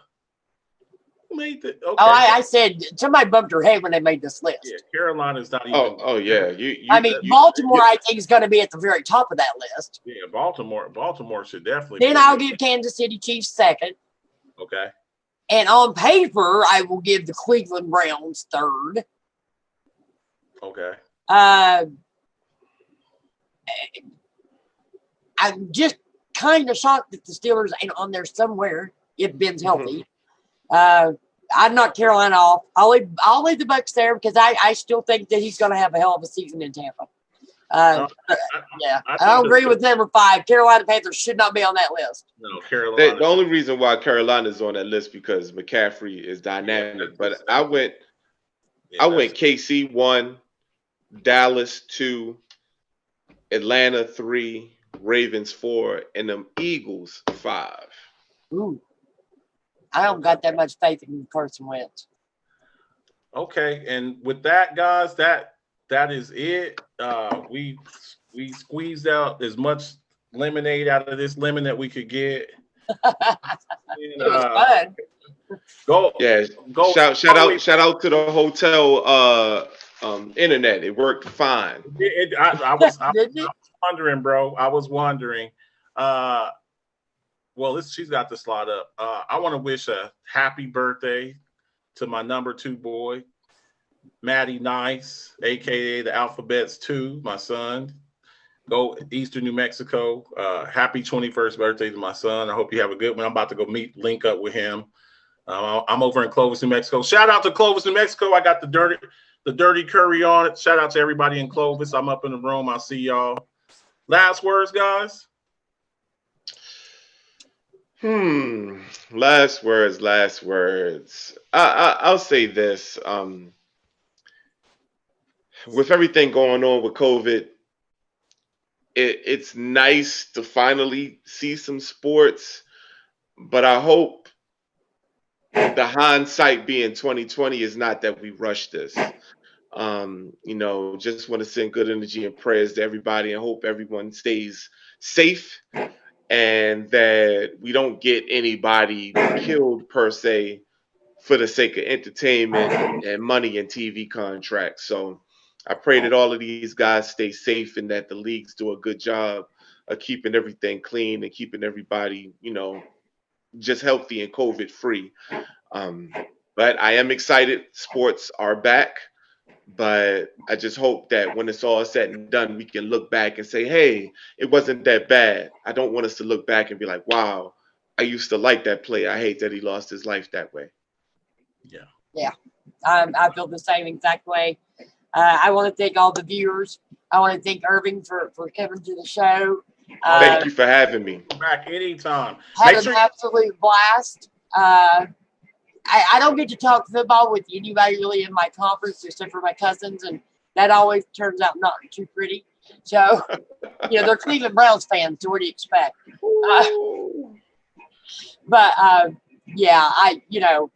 Much respect to you guys.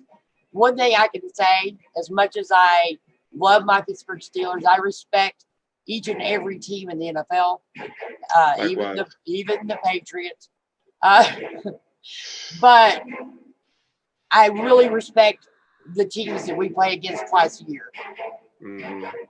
I take nothing away from these guys. These guys are just absolutely fabulous. All right, Marcus, it's over to you. All right, guys. Thank you everybody for tuning in. We appreciate you. This has been the Alphabets Football Talk Show with my hosts on the OnPoint Network with the Rise Up family. Make sure you all check out my boy Goldie Hawkins on Fresh Perspective tomorrow on the Rise Up Network. Show support to our colleagues in here. They have a great show with my boy Devon the Professional. Make sure y'all check that out. Everybody have a good night. Gotta run. Gotta go do this birthday party with my son. Y'all have a great night. We'll see y'all next week. Take care, guys.